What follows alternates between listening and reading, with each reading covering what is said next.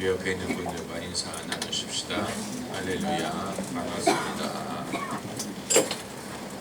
오늘 주신 하나님의 말씀은 마가복음 2장 1절부터 12절까지 말씀이 되겠습니다. 마가복음 2장 1절부터 12절까지 말씀 우리 함께 읽겠습니다. 수일 후에 예수께서 다시 가버나움에 들어가시니 집에 계신 소문이 들린지라 많은 사람이 모여서 문 앞에라도 용신할 수 없게 되었는데 예수께서 저희에게 도를 말씀하시더니 사람들이 한 중풍병자를 4사람에게 메어가지고 예수께로 올세 우리를 인하여 예수께 데려갈 수 없으므로 그 계신 곳에 지붕을 뜯어 구멍을 내고 예수께서 저희의 믿음을 보시고 중풍병자에게 이르시되 소자야 내 죄 사함을 받았느니라 하시니 어떤 서기관들이 거기 앉아서 마음에 의논하기를 이 사람이 어찌 이렇게 말하는가 참남하도다. 오직 하나님 한 분 외에는 누가 능히 죄를 사하겠느냐. 저희가 속으로 이렇게 의논하는 줄을 예수께서 곧 중심에 하시고 이르시되 어찌하여 이것을 마음에 의논하느냐. 중풍병자에게 내 죄 사함을 받았느니라 하는 말과 일어나 내 상을 가지고 걸어가라 하는 말이 어느 것이 쉽겠느냐. 그러나 인자가 땅에서 죄를 사하는 권세가 있는 줄을 너희가 알게 하노라 하시고 중풍병자에게 말씀하시되 내가 네게 이르노니 일어나 내 상을 가지고 집으로 가라 하시니 그가 일어나 곧 상을 가지고 모든 사람 앞에서 나가거늘 저희가 다 놀라 영광을 하나님께 돌리며 가로되 우리가 이런 일을 도무지 보지 못하였다 하더라. 아멘. 신약 성경에서 우리가 발견하는 사역의 모델, 사역의 스타일은 설교를 하고 끝내는 것이 아니고 그 다음에 성령으로 말미암는 추가의 사역이 따랐다 하는 것입니다. 예수님이든 사도들이든 마찬가지였습니다. 예수님이 말씀만을 가르치신 것이 아니고 이어서 성령의 능력에 힘입어 병자를 고치신다든가 귀신을 내쫓는다든가 또 예언을 하신다든가 하나님의 구원을 선포하셨지요. 제자들도 마찬가지입니다. 제자들도 말씀만을 전한 것이 아니고 말씀을 전하는 것이 가장 주된 사역이었지만 그 후에 성령의 능력에 힘입어서 병자를 고칠 때도 있었고 또 사람들에게 성령 세례가 임하게 할 수도 있었고 이 예언을 할 때도 있었고 이런 모든 일은 성령 주도적인 사역이었습니다. 다시 말하면 사람이 계획을 해서 사람의 소원에 의해서 한 것이 아니고 성령이 주도하셔서 성령이 가능하게 하셔서 하신 사역을 했다는 것입니다. 그렇기 때문에 예수님과 사도들의 사역은 설교 플러스였습니다. 설교에 거기에 플러스 성령으로 말미암는 사역이 따랐다는 것입니다. 오늘날 오순절 교회나 은사주의 교회가 강조하는 것이 바로 그런 사역이고 또 그런 사역이 성경적이고 그런 사역이 더 능력이 있고 그래서 국내에 하나님의 성회가 왜 자신을 하나님의 성회라고 부르지 않고 순복음이라고 불렀느냐. 어떤 분들은 그것을 비꼬는 말로 순두부다 이런 식으로 두부가 되기 전에 순두부 이런 식으로 비꼬는 사람도 있지만 그 의미는 full gospel 성경에 예수님이 하신 것처럼 이 부분적인 복음이 아닌 full 이 온전한 충만한 복음을 전한다라는 의미에서 순복음이라는 말을 썼습니다. 그래서 이 예컨대 조용기 목사님의 주일 예배 인도 실황을 테이프로 들어보면 요즘에는 그렇게 하시는지 잘 알 수 없지만 70년대에 제가 이 그분의 설교 테이프를 들어보면 이 예배 시작할 때부터 이 축도할 때까지 예배시랑 전체를 녹음을 해서 그것을 배포했어요. 어렸을 때 제가 그것을 들은 것이 이후에 목회자가 되었을 때 얼마나 도움이 됐는지 모릅니다. 왜냐하면 그것을 통하여 예배 중에 성령의 인도를 어떻게 받을 수 있는가를 배울 수가 있었기 때문입니다. 그 교회가 예배를 드리는 순서가 목사님의 설교 시간이 될 때까지는 다른 교회와 대동소이합니다. 거의 똑같습니다. 거의 지루할 정도예요. 대표 기도가 있고 찬송가를 부르고 성가대가 성가를 하고 그런데 목사님이 단위에 올라오면 그때부터 그 교회 특유의 사역이 시작이 됩니다. 그래서 거의 한 40분이나 되는 시간을 그분이 올라와서 첫째로 기도 제목을 말하고 성도들에게 통성기도할 것을 주문하는데 얼마나 성도들이 뜨겁게 통성기도를 하는지 몰라요. 그러니까 저는 그걸 들으면서 약간 궁금했던 것이 이것이 정말로 기도할 필요가 있어서 기도를 시키는 건지 아니면 목사님이 설교하기 쉬우라고 통성기도를 시키는 건지 아니면 둘 다를 위한 것인지. 왜냐하면 성도들이 그렇게 뜨겁게 통성기도를 해놓으면 어떤 설교를 해도 먹힐 정도로 분위기가 좋아지는 거예요. 그러니까 본인이 그렇게 해야 설교가 쉬워지리라고 생각을 하고 성도들을 뜨겁게 기도를 시키고 그리고 설교로 들어가는 것을 볼 수가 있었고, 그리고 그 당시에는 찬양과 이 경배가 지금처럼 유행하지 않을 때였는데도 불구하고 그분은 성령이 인도하시는 대로 통성 기도하는 중에 찬양을 인도하셨어요. 그분이 찬양 인도를 얼마나 잘하느냐 그건 말씀드리지 않겠습니다. 그러나 그분이 그 당시에 성령의 인도를 받아서 성도들이 기도하는 중에 찬양이 어려운 찬양이 아니었어요. 쉬운 찬양을 부르고 그리고 성령의 인도를 구하시는 것을 제가 느낄 수 있었어요. 왜냐하면 찬양을 부른 다음에 늘 지식의 말씀을 했기 때문에 지식의 말씀이라든가 예언 같은, 그리고 설교에 들어가고 그리고 설교를 끝낸 후에 그분이 늘 세 가지를 했는데, 첫째는 오늘 이 말씀을 듣고 예수님을 구주로 영접하실 분, 영접 기도를 시켰고, 둘째는 예수 믿었다가 타락했는데 회개할 사람, 회개 기도를 시켰고, 그리고 세 번째로는 병자를 위해 기도했어요.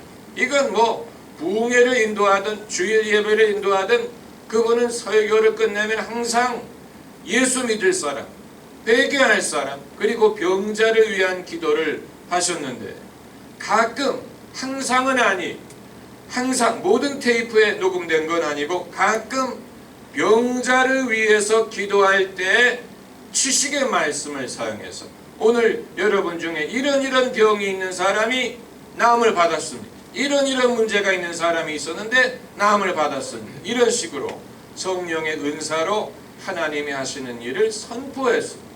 그리고 곧바로 헌금을 걷고, 그리고 주기도문 찬송을 부르고 축도를 하고, 그러니까 예배가 좀 길었어요. 예배가 좀 긴 그런 면이 있었는데, 이것이 이제 전형적인 오순절 교회 스타일의 예배입니다.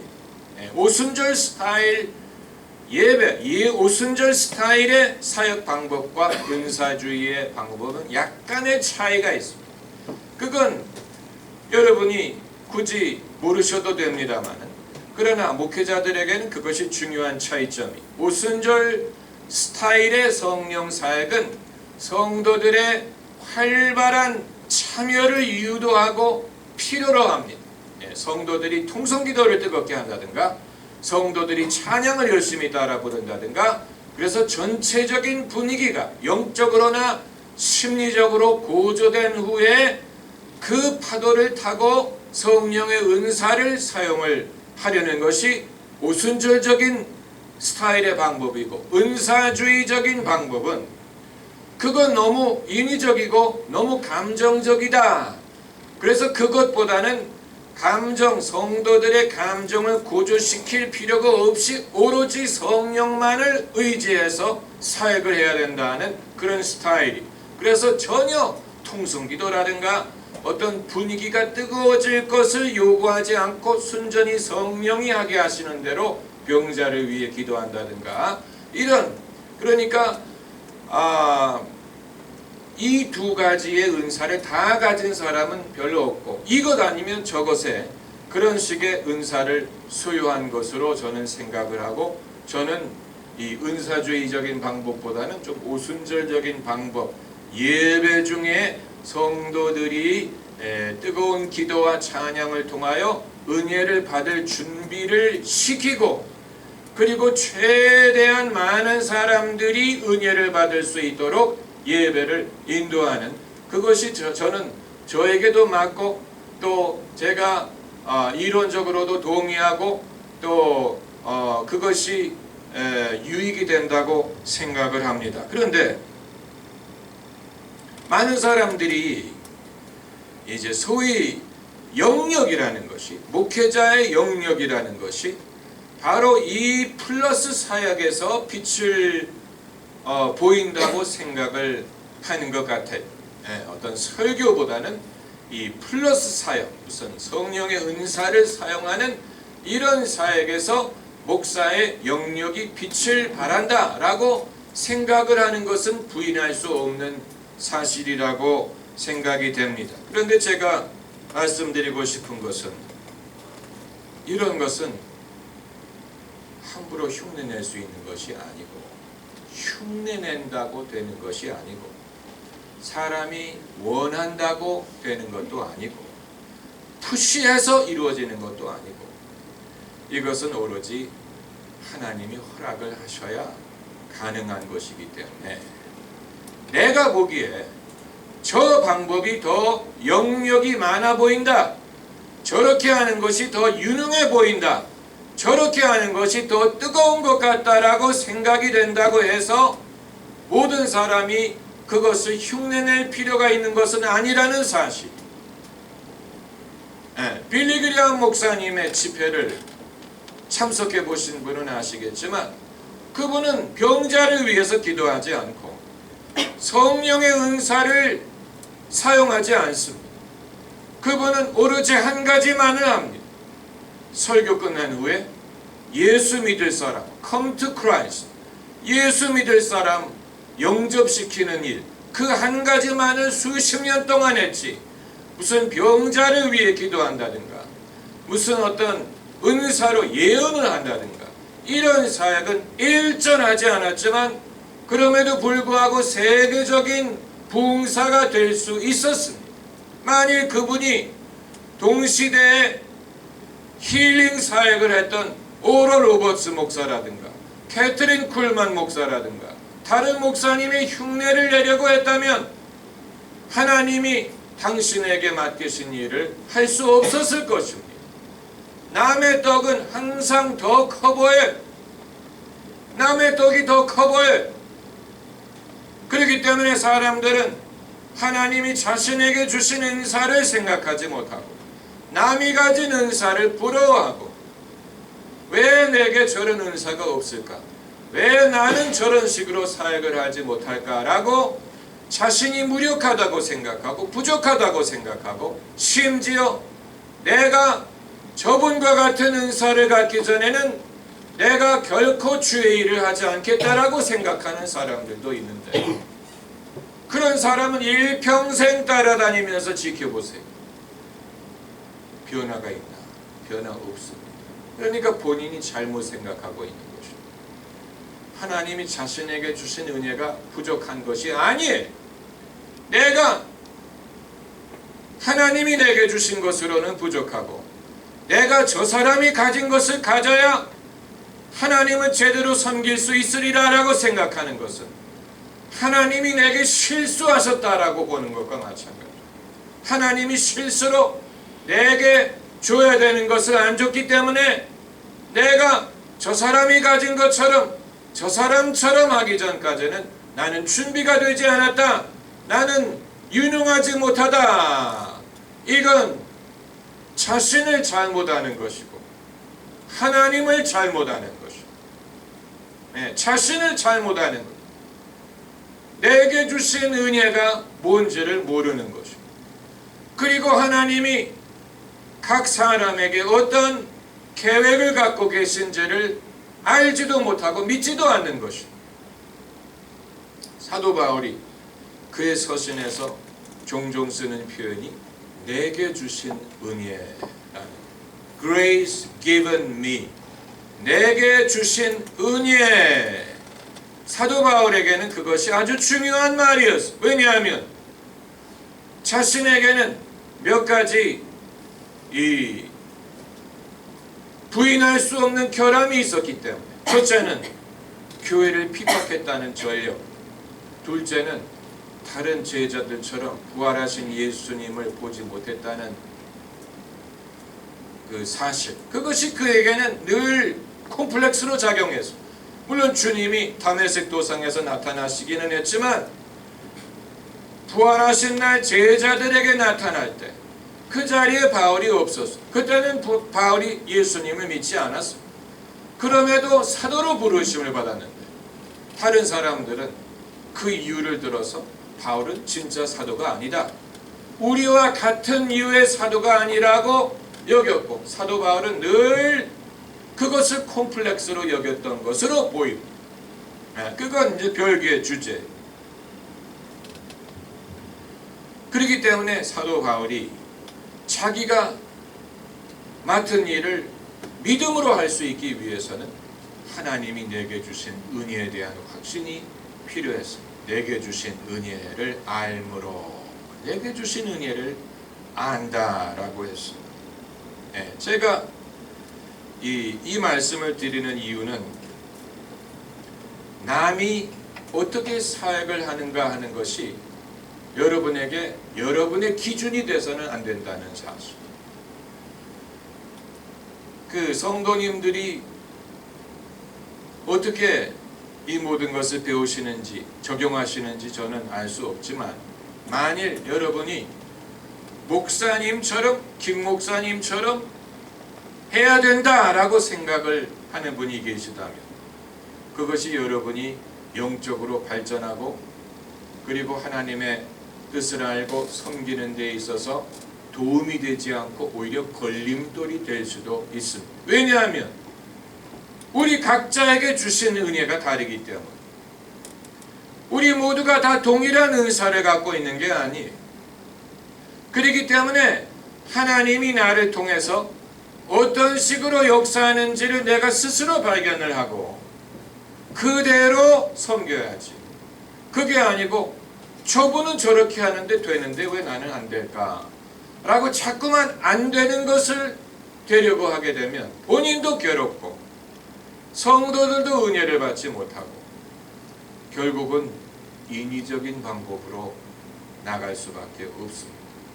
저는 이 한국의 기독교인들이 집회를 할 때 이 대중 집회, 찬양 집회 이런 것을 볼 때 가끔 느끼는 것이 인도자들이 성도들이 은혜 받기를 원하는 것은 충분히 이해할 수 있지만 성도들을 너무 강요하는 그런 경우를 많이 봅니다. 성도들에게 우리 더 뜨겁게 기도합시다라든가 여러분 소리 지르어 기도합시다라든가 울부짖어 기도합시다라든가 뭔가 쥐어짜는 식으로 성도들이 더 은혜를 받게 하기 위하여 뭔가 성도들을 강요하는 그렇게 해야만 하나님의 은혜를 받을 수 있으리라고 생각하는 그런 것을 볼 때마다 저는 염려합니다. 왜냐하면 그건 인위적인 것이고 육신의 욕심에 의한 것이고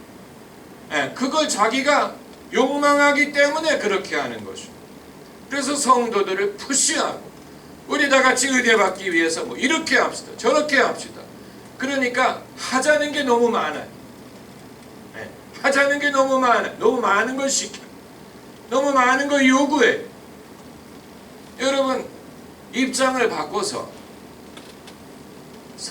앉아있는 성도의 입장이라고 한번 상상을 해보면 처음 몇 번은 따라하지만 20번째 뭐 합시다 하면 사람들이 지겹지 않겠습니까? 도대체 뭐 언제까지 따라해야 되나? 몇 번 해가지고 안 되면 그만하는 법을 배워야지. 그치질 않고 멈출 줄 모르고 계속해서 푸시하는 것은, 여러분, 그렇게 한다고 큰 능력이 나타나는 건 아니에요. 그러니까 하나님이 역사하지 않는다는 얘기가 아니고, 하나님이 얼마만큼의 은혜를 예비하셨는지를 알고 감을 잡고 그 이상을 요구하지 않는 법을 배워야 됩니다. 그 이상을 요구하게 되면 사람들을 푸시하고 인위적인 방법을 쓰게 됩니다. 인위적인 방법은 그건 사람을 구원하지 못합니다. 가장 성공적인 예배는 어떤 예배냐? 하나님이 예비하신 은혜를 성도들이 받을 수 있으면 성공한 예배. 그러므로 하나님이 얼마만큼의 은혜, 어떤 은혜를 예비하셨는지 어떻게 아느냐? 그건 다는 모르더라도 어느 정도 감을 잡아야 되고, 어느 정도 감을 잡고 이 정도로 오늘은 족하다라고 스스로 판단을 할 수 있어요. 그건 가정 예배를 드릴 때나 셀 예배를 드릴 때나 1:1 양육을 할 때나 모든 사역은 마찬가지. 하나님이 오늘 이만큼의 은혜를 예비하셨구나. 여기까지 하면 되겠구나 라고 족하게 여기고 멈출 수 있는, 그건 아주 중요한 것입니다. 아주 중요한 것입니다. 만약 그것을 하지 못하게 되면 그건 욕심을 부리는 것입니다. 욕심을 부리는, 인간적인 욕심을 부리는, 욕심을 부리는 것입니다. 이 성령 주도적인 사역은 인위적이지가 않습니다. 그건 아주 중요한 것입니다.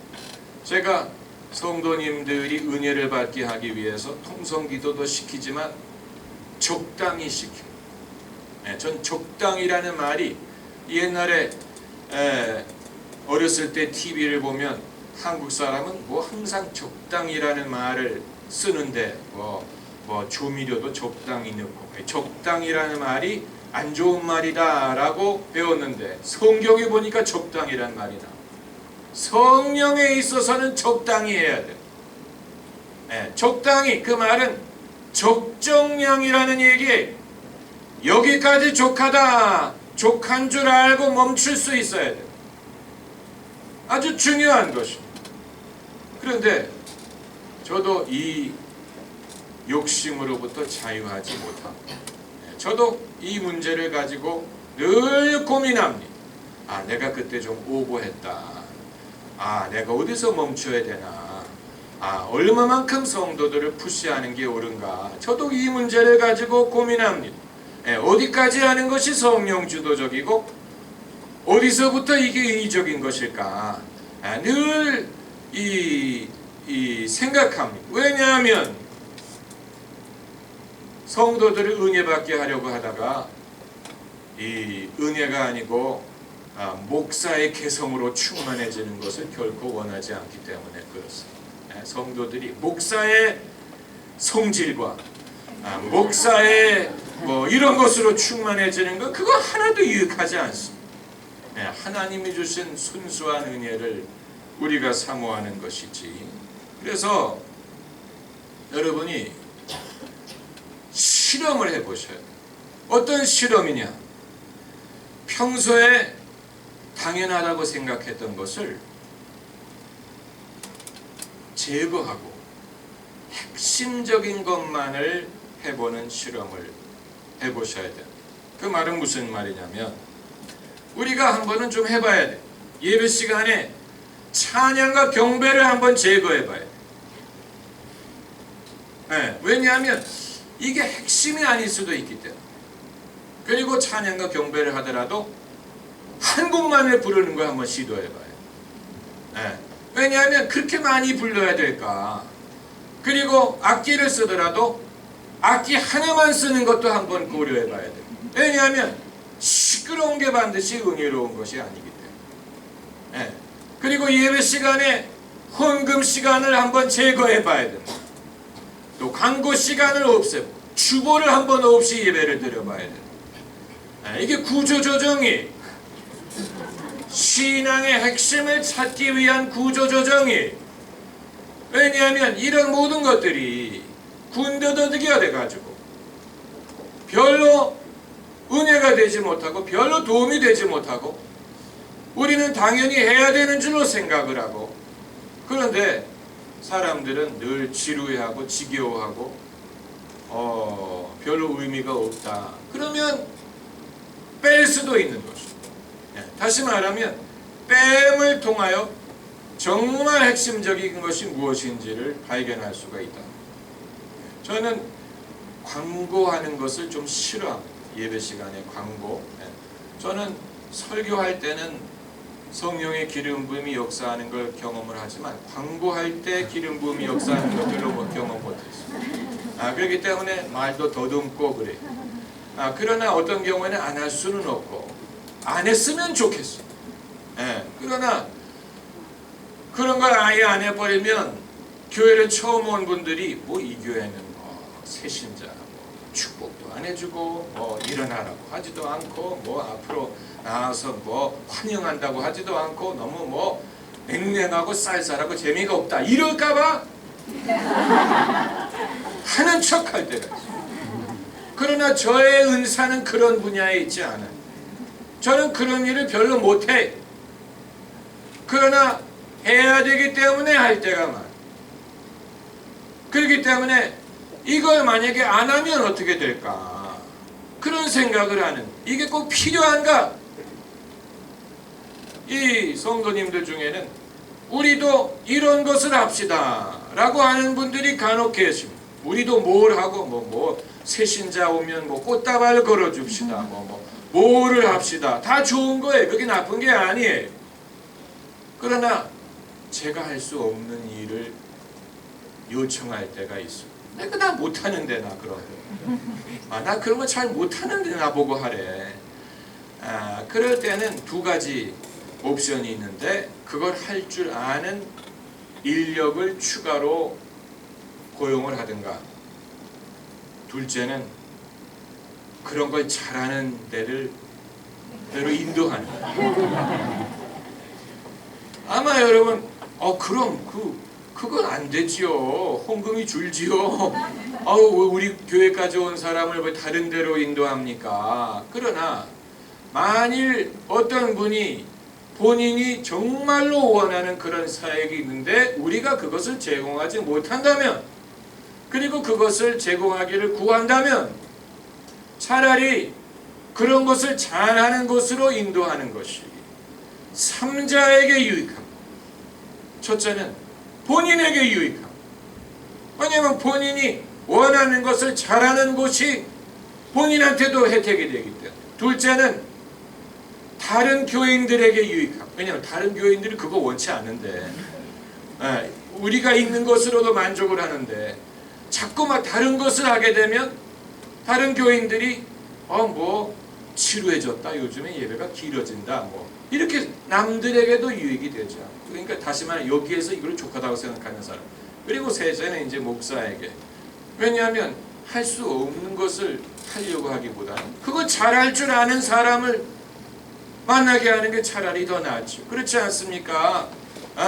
외과 의사가 눈이 아프다고 찾아오는 환자 보고 잠깐만요, 내가 방에 들어가서 안과 그 책을 좀 읽고 나올게요, 이렇게 하는 것보다는 저는 외과 전문이기 때문에 좋은 안과 의사를 소개해 드리겠습니다. 당연히 그렇게 하죠. 그렇지 않습니까? 뭐 요즘에는 무슨 뭐 치과에서도 뭐 보톡스를 하고 뭐 피부과에서도 뭘 하고 뭐 그렇게 한다고 하는데 그건 사실 상업적인 것이고, 원래는 전문의를 소개하는 게 그게 의사의 양심이에요. 그렇지 않습니까? 자기 전문이 아니면 내가 이걸 잘하는 의사를 소개해 주겠다. 이렇게 해서 리퍼럴, 소개하는 방법으로 의사를 찾아가게 하는 것이 그게 전문적인, 그게 프로페셔널이죠. 그런데 왜 목회자들은 자기가 모든 것을 하려고 하는지 도대체 알 수가 없어요. 모든 걸 알 수 없어요. 모든 걸 알 수 없어요. 여러분, 사도 바울이 세례를 베풀지 않았다는 사실을 아세요? 성경에서 본인이 그렇게 말했어요. 주님은 나를 복음을 전하라고 보냈지 세례를 주라고 보내지 않았다고 했어요. 대단한 그런 말을 할 수 있다는 건 대단한 것입니다. 남의 눈치 안 본다는 거예요. 주님이 자신에게 정확하게 어떤 사명을 맡겼는지를 알고 그것만을 하려고 합니다. 웬만한 사람은 그래도 모든 족속으로 제자를 삼고 세례를 주라고 하셨으니까 세례를 당연히 줘야지. 그러나 사도 바울은 그건 나의 소명이 아니다. 주님은 나를 복음을 전하라고 보냈지 세례 주라고 보내지 않았다. 세례는 다른 사람한테 시켰어요. 여러분, 참고로 예수님도 세례를 안 베푸셨다는 사실을 아세요? 예수님 찾아오는 사람들에게 제자들이 세례를 줬지 예수님이 세례를 주지 않았어요. 왜 그랬습니까? 예수님은 물로 세례를 주는 분이 아니고 무엇으로 세례 주는 분입니까? 성령으로 세례 주시는 분이기 때문에 예수님도 거기에 대해서 철저하셨어요. 그런데 우리는 한 사람이 다 하려고 하고 한 사람이 다 하기를 요구하는 것은 그건 올바른 것이 아니에요. 올바른 것이 아닙니다. 그리고 그것이 위선을 낳습니다. 위선을 낳습니다. 할 줄 아는 것처럼 보이고 그건 별로 좋은 것이 아니에요. 여러분도 여러분이 할 수 있는 일을 하면 됩니다. 할렐루야. 이제껏 예수를 믿고 내가 할 수 있는 일과 할 수 없는 일을 모른다면 섬길 기회를 충분히 갖지 못했다는 뜻입니다. 내가 할 수 있는 일과 내가 할 수 없는 일을 알아야 돼. 내게 있는 것과 없는 것을 알아야 돼. 베드로처럼 은과 금은 내게 없거니와 내게 있는 것으로 준다.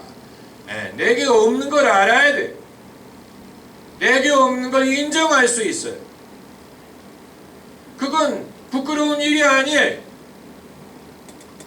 주님의 섭리에 의해서 주님이 주신 것은 내게 있고 주님이 안 준 건 내게 없는 것이고 내게 없는 것은 필요하지 않기 때문에 안 주신 것이고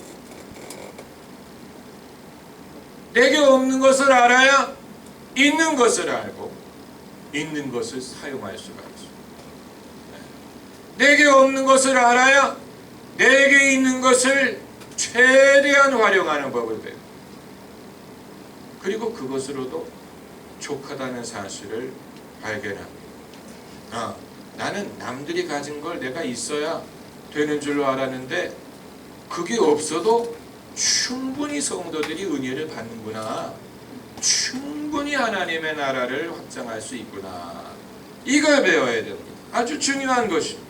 그런데 다만 자기가 갖고 있는 은사나 자기가 할 수 있는 일이 무엇이든 간에 한 가지 양보할 수 없는 것이 있습니다. 사역을 할 때 한 가지 우리가 결코 양보할 수 없는 것은 무엇이냐? 내게 어떤 은사를 주시고 내가 어떤 식으로 섬기든 간에 성령의 기름 부음이 나타나야 된다는 것입니다. 성령의 기름 부음이 나타나는 순간이 있어야 돼. 성도들이 은혜를 받는 순간이 있어야 돼. 아주 짧은 순간이라고 하더라도 뭔가 물이 포도주로 바뀌는 것 같은 그런 순간이 있어야 됩니다. 그래야 성도들이 은혜를 받고 변화를 받을 수가 있습니다. 그러니까 어떤 방법을 사용하느냐, 그건 사람마다 다를 수가 있지만 어떤 방법을 사용하든 간에 하나님의 기름 부음이 나타나는 순간이 있어야 됩니다. 그게 있기를 기도하고 구해야 됩니다. 그걸 구해야 됩니다. 하나님, 오늘 우리가 모일 때 성령의 기름 부음이 나타나게 하옵소서. 사람들의 마음이 열리게 하옵소서. 사람들이 은혜를 받게 하시고 하나님이 주시는 말씀을 전하게 하옵소서. 회개하고 회심하는 사람이 있게 하옵소서. 사람들이 변화받게 하옵소서. 그건 양보할 수 없는 것이고, 만약에 그것이 없다 그러면 사람들은 거저 왔다 거저 가는 것이 될 것이다. 그런 순간이 있어야 돼. 그건 우리가 양보할 수 없는 것입니다. 그것만 할 수 있다면 우리는 그 예배 드리는 일에 성공한 것입니다.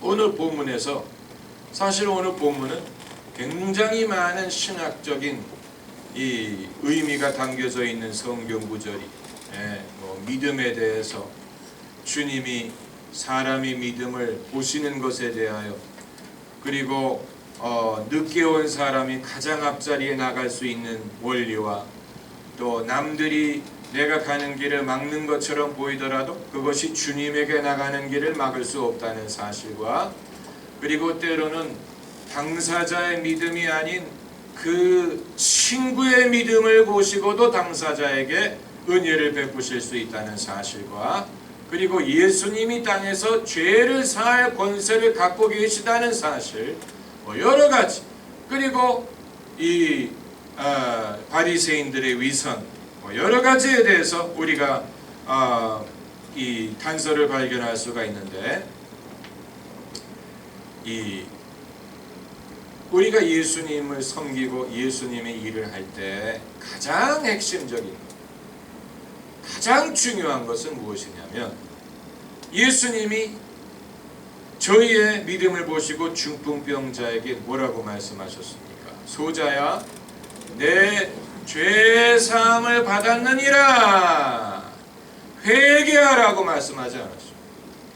회개하면 용서받는다라고 말하지 않았어요. 내 죄 사함을 받았느니라 라고 말씀하셨어요. 가장 중요한 것은, 예배, 성공적인 예배가 되기 위해서 가장 중요한 것은 참석한 성도들이 자신의 죄 사함 받았다는 것을 믿을 수 있는 것입니다. 그게 제일 중요해요. 얼마나 그 머리로 아는 게 아니에요. 이미 우리가 주일학교 때부터 들었던 건데, 예수 사랑하심은 날 사랑하심, 그걸 깨달을 수 있어야 돼. 얼마나 이 중풍병자가 죄 사함을 절실하게 깨달았으면 병이 낫겠습니까? 죄 사함을 절실하게 깨닫고 나니까 병이 낫는. 그러니까 가장 중요한 것은 주님이, 하나님이 우리를 사랑하시고 용서하신다는 사실을 성도들이 깨닫는 것입니다. 이것은 회개를 촉구하는 것과는 별개입니다. 회개하라, 그건 복음이 아니에요. 그건 율법에 더 가까워. 그건 의무를 성도에게 던지는 것이기 때문에, 너희가 회개하면 용서를 받을 수 있을 것이다. 그건 의무를 성도들에게 전달하는. 그러나 예수님 그렇게 말씀하지 않고 내 죄 사함을 받았느니라. 이미 죄 사함을 받았느니라. 죄 사함을 선포하시고, 이건 예수님만이 하실, 하나님만이 하실 수 있는 일. 하나님만이 하실 수 있는 것을 예수 그리스도를 통해서 전달하신 것입니다. 우리는 그 사명을 위임받은 예수님의 제자들이, 그래서 우리가 예수님의 이름으로 복음을 전하는 것입니다. 우리 자신을 전하는 게 아니고 예수님을 전하는 것입니다. 사람들이 예수님을 만날 수 있다면 어떤 식으로 만나느냐?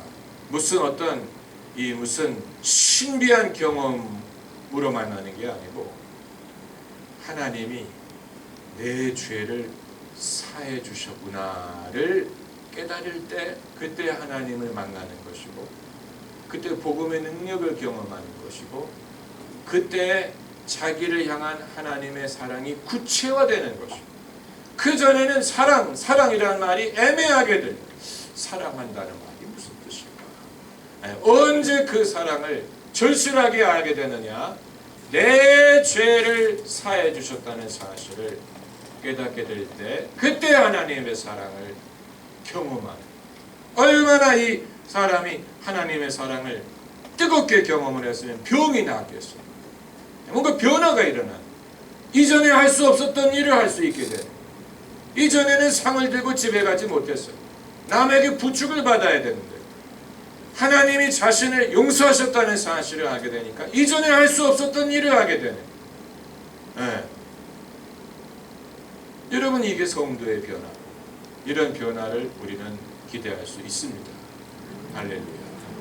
기도하십시오.